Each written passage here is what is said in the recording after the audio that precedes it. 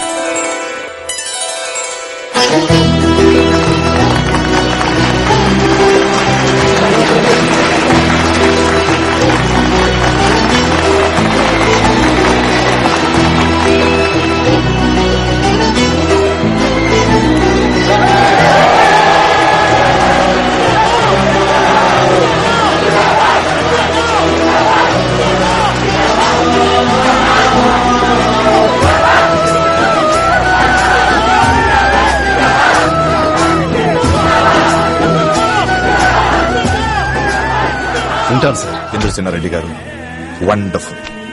మీ పుణ్యమ అంటూ రిజర్వాయర్ కింద బ్రతుకుతున్న పేద ప్రజలకు బ్రతికినంత కాలేక ఏ బాధ ఉండదు అన్న మాట నిలబెట్టుకున్నారు. సారీ కలెక్టర్ గారు, మర్చిపోయినట్టున్నారు. అసలు మాట ఇంకా మిగిలే ఉంది. రేపే నిశ్చితార్థానికి ఏర్పాటు చేసుకోమని మీ అన్నలకి చెప్పు.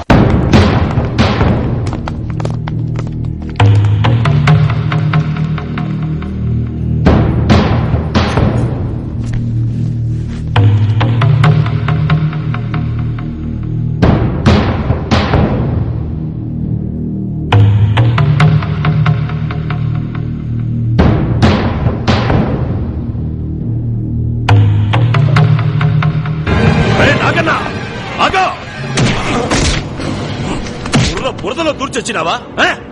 అయ్యా, చెత్త సన్నాసి, కుర్చీ వేయాలని మాకు తెలియకనా? దొర ఏడ కూర్చోవాలనో, కూలోడు ఏడ కూర్చోవాలనో ఇంద్రసేనారెడ్డికి తెలీదా? ఎలో ఆడ నీ కళ్ళ ముందు చాపలుంటాయి, తెచ్చే కూర్చుంటాడు. ఇన్ని అవమానాలు భరించాలా? మాట తప్పమంటావా? ఏంటో దెయ్యాల కొంపలోకి దేవుడు ఉంది. ఇంద్రసేనారెడ్డి గారు కూర్చోండి.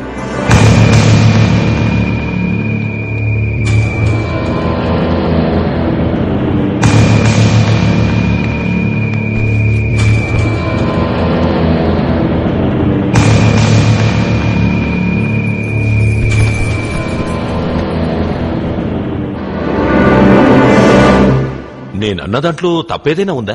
తాంబూలాలు మార్చుకోవడానికి వచ్చాం గాని మాటలు మార్చుకోవడానికి కాదు. ముహూర్తాలు పెట్టించండి. ఆ టైం కోసమే కదా మా 5 అన్నదమ్ములం కళ్ళల్లో ఒత్తులేసుకుని ఎదురు చూస్తాను. తీసుకురాయా మా చెల్లెల్ని.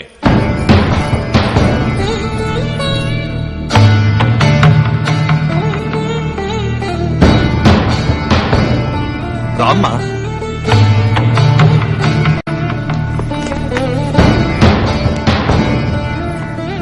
కూర్చోమా, కూర్చో.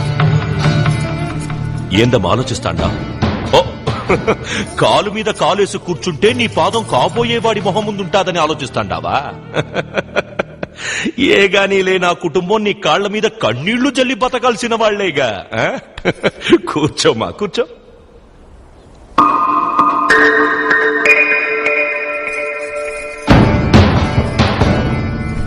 ఇదేందమ్మా కింద కూర్చున్నావు? ఆయన్ని చేసుకుని వెళ్ళాక నేనుండబోయేది మేళ్ళలో కాదుగా, పూరి గుడిసెలోనే కదా. అక్కడ కుర్చీలుండవుగా, అలవాటు అవుతుందిలే.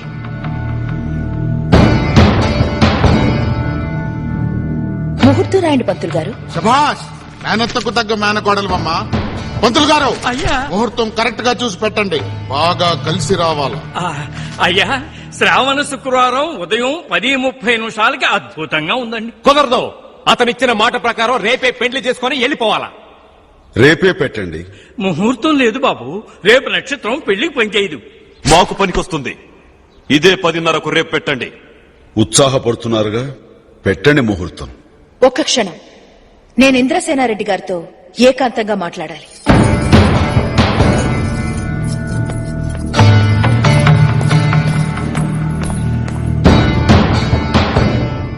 మీరు నా కాళ్ళు కడగనే లేదు, గదిలోకి రమ్మంటుంది. వస్తా. ఇదిగో కంగారు పడకండి. తొందరపడటం మీ వంశంలో ఉందేమో గానీ ఆయన వంశంలో లేదు. క్యారెక్టర్ ఉన్న మనిషి. ఇప్పుడు కంగారు అండి. చెప్పా.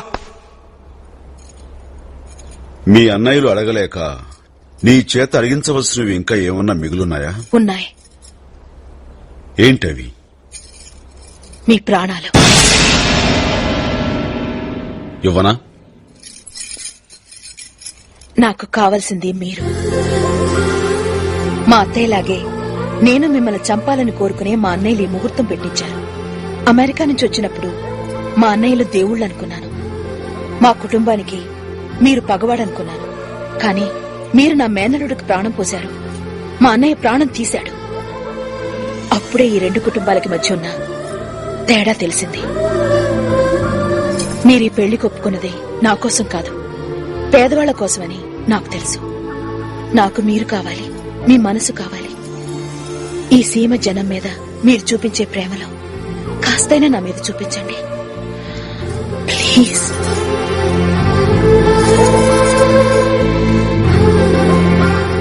ఇది నాటకం కాదు.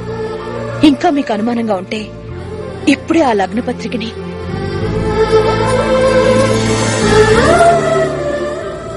పసుపు రాసిన ఆ లగ్న పత్రిక మనిద్దరినీ పసుపు బట్టలతో పెళ్లిపీటల మీద కూర్చోబెడుతుంది. కాని తాళి కట్టాక నువ్వు నా వెంట కోటేశ్వరి చెల్లెలుగా కాదు, పేదవాడి భార్యగా రావాలి.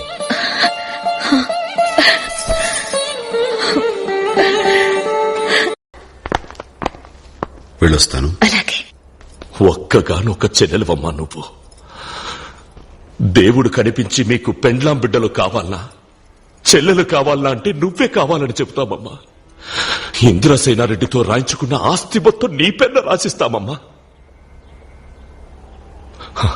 నువ్వు ఇంద్రసేనారెడ్డి సీమను వదిలిపోనక్కర్లేదమ్మా, మేమే పోతాం.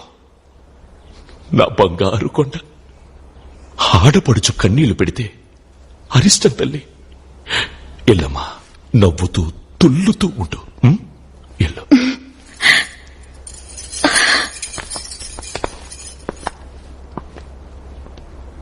ఏందిరా అట్ట అయిపోయినారు? ఆ ఇంద్రసేనారెడ్డి చేతిలో నాయన చచ్చిపోయినాడు, మర్చిపోయినావా? అట్లాంటోనికి చెల్లెల్నిచ్చి పెండ్లి చేసేదానికంటే ఇంత ఇష్టం నాకు చచ్చిపోవడం మేలు కదన్నా. నేను శివారెడ్డి పెద్ద కొడుకుండ్రా. పగ కోసం సొంత బిడ్డని చంపుకున్నోడ్ని. నోరొకటి చెబితే చెయ్యి ఇంకొకటి చేస్తదిరా. దాని దోవ దానిదే, దీని దోవ దీనిదే. మీరు దోవ పక్క నిలబడి చూస్తా ఉండండి. తోడు పెళ్లి కొడుకు ఇప్పుడు దొరికాడు, గొట్టుపెట్టి వీడికి కూడా. అవునా? నేను రెడీ. ఎందు బాబు తిన్నికా? ఈ చీర కట్టుకుని పెళ్లి పీటల మీద కూర్చుంటానని ఇంద్రసేనారెడ్డికి చెప్పానన్నయ్య. పెండ్లే నీ కోరిక ప్రకారం చేసుకోమన్నాం కదమ్మా. చీరదే ఉండాలి. తమ్ముడు, దస్తావేజులు పట్రా. ఇరుగు దిష్టి పొరుగు దిష్టి.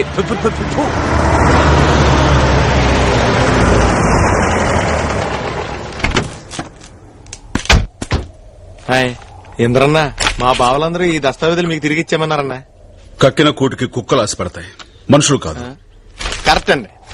ఆ పెళ్లి కొడుకుని బెంచ్ కార్లో తీసుకురామని మా వీరశంకరరెడ్డి బాబు మరీ మరీ చెప్పాడండి. అది అక్కర్లేదు, తీసుకువెళ్ళు. బియ్యాల వారు కారు పంపడం ఆనవాయితీ మర్యాద. కాదని వాళ్ళని బాధ పెట్టడం ఎందుకు? మేమెళ్తాంలే, పదండి. ఒరే ఒరే ఒరే, నువ్వెక్కడికి రా? తోడు పెళ్లి కొడుకువి, నాతో రా.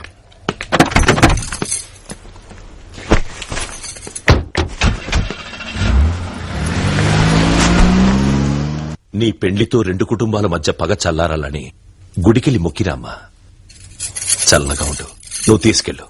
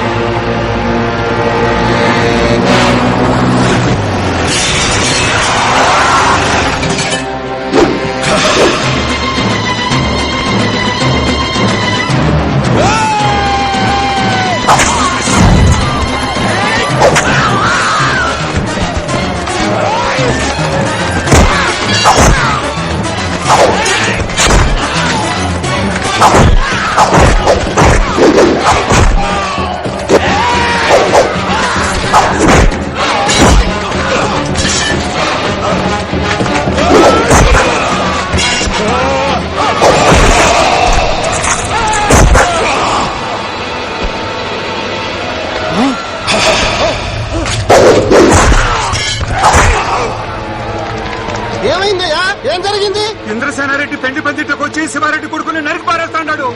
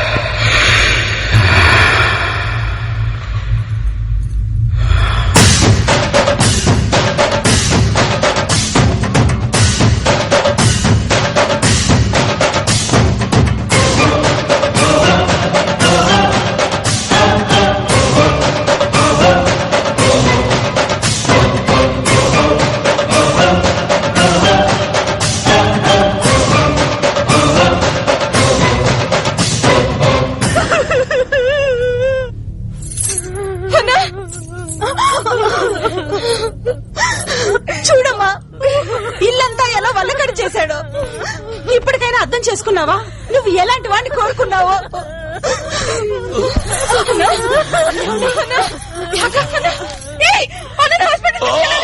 తీసుకురండి. ఇంకా నా చేతిలో ఏం లేదమ్మా. ఇప్పుడు ఇది ఊరి పగ. ఇంద్రసేనారెడ్డి బంధువులందరినీ మనోళ్ళు ఏం చేస్తారో నాకే తెలీదు. ఇది ఊరి పగ కాదన్నా, నా పగ. ఇంద్రసేనారెడ్డి మీద నేను పగ తెచ్చుకుంటాను. ఆనాటి నుంచి రక్తపాతానికి రాయలసీమకి దూరంగా ఈ కాశీలో తన మేనల్లుణ్ణి మేనకోడల్ని పెంచుకుంటూ ఆ జ్ఞాపకాల్ని మర్చి బతుకుతున్నాడు.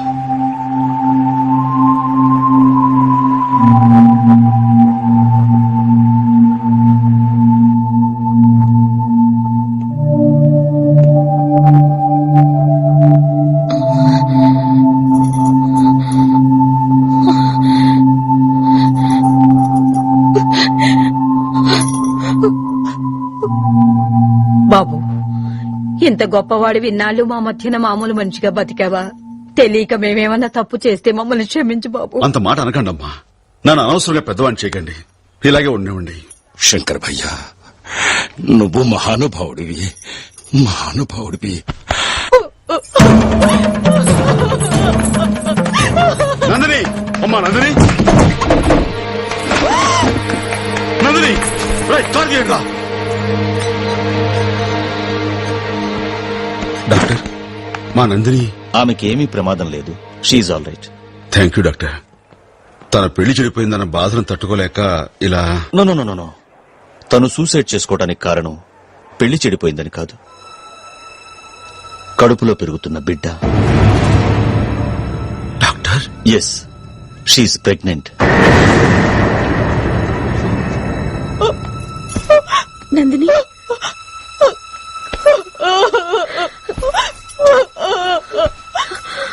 ఊరుకో నందిని, ఊరుకో.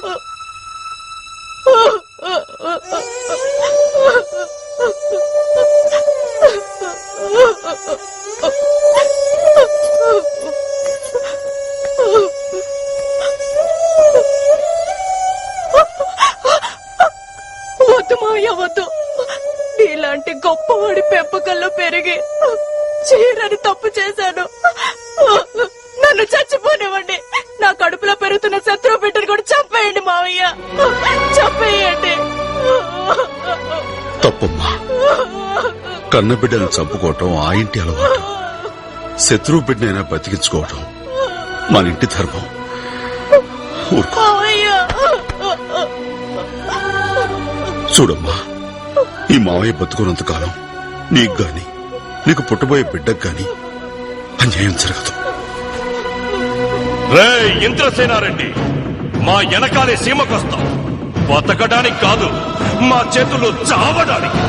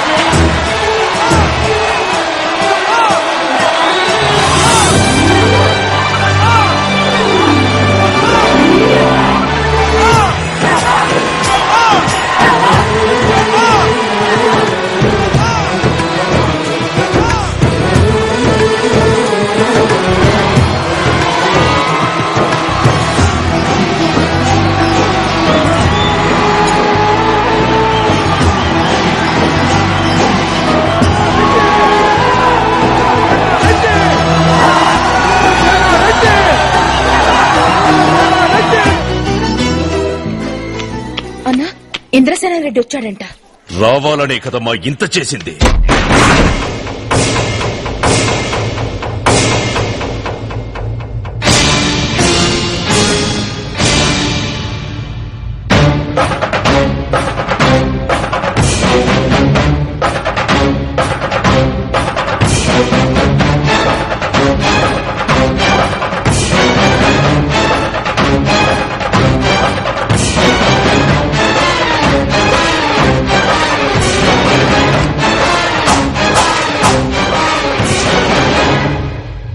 రావాలని కోరుకున్న మనిషి వచ్చినప్పుడు ఆనందపడాలే గాని ఆశ్చర్యపోతారేంటి?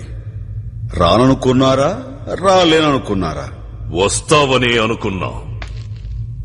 ఇది నీ మూలంగా మా నాయన ఊపిరి వదిలిన నేల, నా తమ్ముళ్ల నెత్తిటితో తడిసిన గడ్డ. ఈడనే నీ ఆయువంతమైపోవాలని రప్పించిన. కాశీకి పోయాడు, కాషాయం మనిషి అయిపోయాడనుకుంటున్నారా? వారణాసిలో బతుకుతున్నాడు, తన వరుస మార్చుంటాడనుకుంటున్నారా? అదే రక్తం, అదే పౌరుషం. నువ్వేందన్నా వాంతో నిలబడి మాట్లాడతావు? కూర్చో.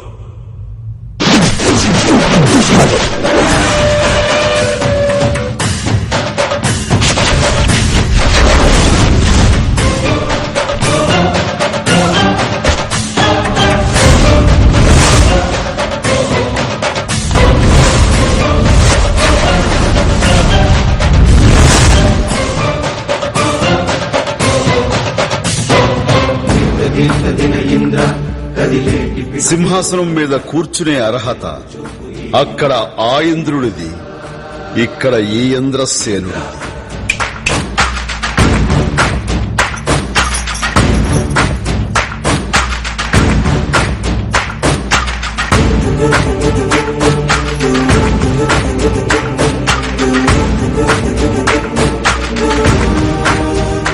ఇదేంటి ఇంద్రసేనారెడ్డి, ఈ ఇంటికి ఆయుధాలతో వస్తావు అనుకుంటే ఆడవాళ్లతో వచ్చావు?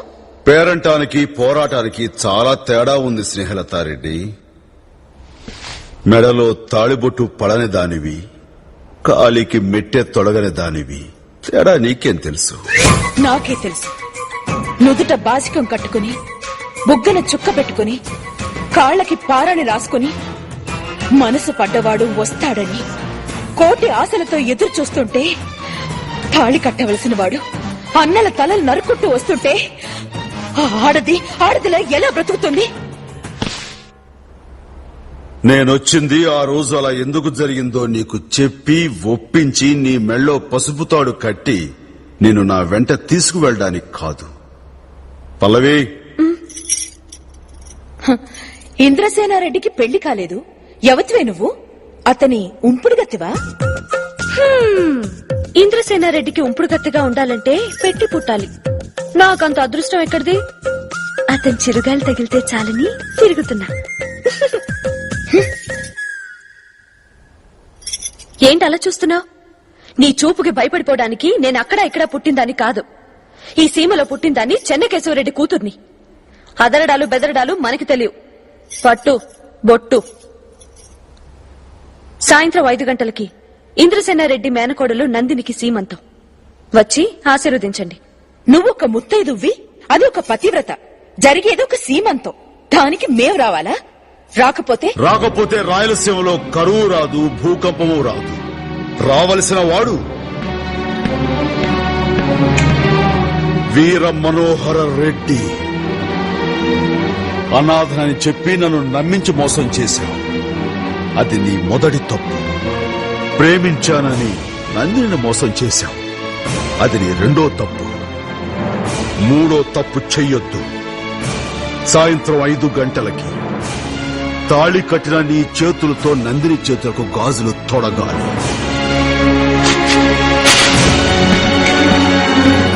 ఆడు రాడు, వస్తాడు. రానియకపోతే? ముహూర్తానికి రాకపోతే ముక్కోడి దేవతల సాక్షిగా మిమ్మల్ని ముక్కలు ముక్కలుగా నరికి వాడిని తీసుకుపోతా. నా ఇంటికొచ్చి నన్నే నలుగుతానంటావా? నీ ఇంటికే కాదురా, ఈ ఆంధ్రప్రదేశ్ లో ఏ జిల్లాకైనా వస్తా, ఏ ఊరికైనా వస్తా, ఏ సెంటర్కి రమ్మన్నా వస్తా, ఏ గడప తొక్కమన్నా తొక్కుతా. నరకటం మొదలెట్టాక వరసలు చూడను.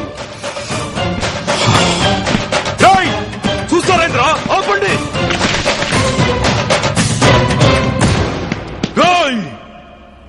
ఆయుధం లేకుండా వచ్చినావు, మా గడప దాటి ఎట్టా పోతావు? ఆయుధాలు మీకు కావాలరా? నాకు చాలు. నరుకుతా. సయ్యా సై అంటే సెకండ్ కో హెడ్ తీసుకెళ్తా. ఇంద్రసేన రెడ్డి.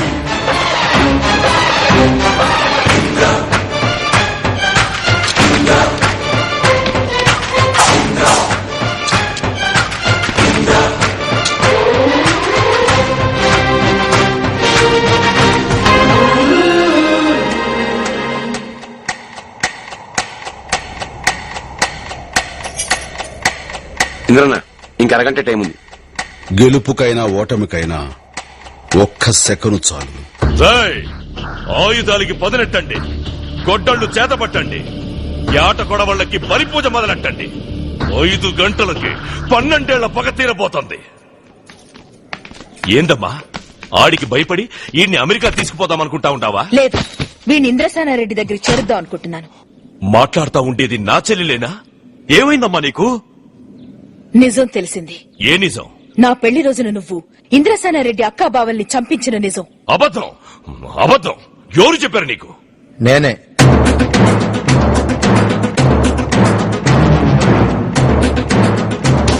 ఆశ్చర్యపోతున్నావా? ఆ రోజు చావు బతుకుల్లో నేను కొట్టుకుంటా ఉంటే ఇంద్రన్న దేవుళ్ళ వచ్చి నన్ను బతికించి తన కాశీ వెళ్లిపోయాడు. ఇప్పుడు ఇంత ధైర్యంగా ఎలా వచ్చాననుకుంటున్నావా? మా ఇంద్ర నీ సీమలో అడుగు పెట్టాక నన్ను ఎప్పుడో ఏమీ పీకలేడు. ఏయ్! ఆగండి, ఆగండి. మీరే వాళ్ళ అక్క బావని చంపించకుండా ఉండుంటే నా పసుపు కలిపోయేవా? వీళ్ళని కూడా విధవరాలుగా చేయాలనుకుంటే మీ ఇష్టం వచ్చినట్లు చేయండి. స్నేహ మీరు బయలుదేరండి. ఏయ్! ఆగండి, ఆగండి. ఏమైనా అదే ఇంటి ఆడోళ్ళకి పూట చంపేస్తా. నీకంటే వెనక పుట్టినా నేను ఈ గడ్డ మీద పుట్టాను, ఈ వంశంలోనే పుట్టాను. చంపడం నీకే కాదు నాకు తెలుసు. పోనీ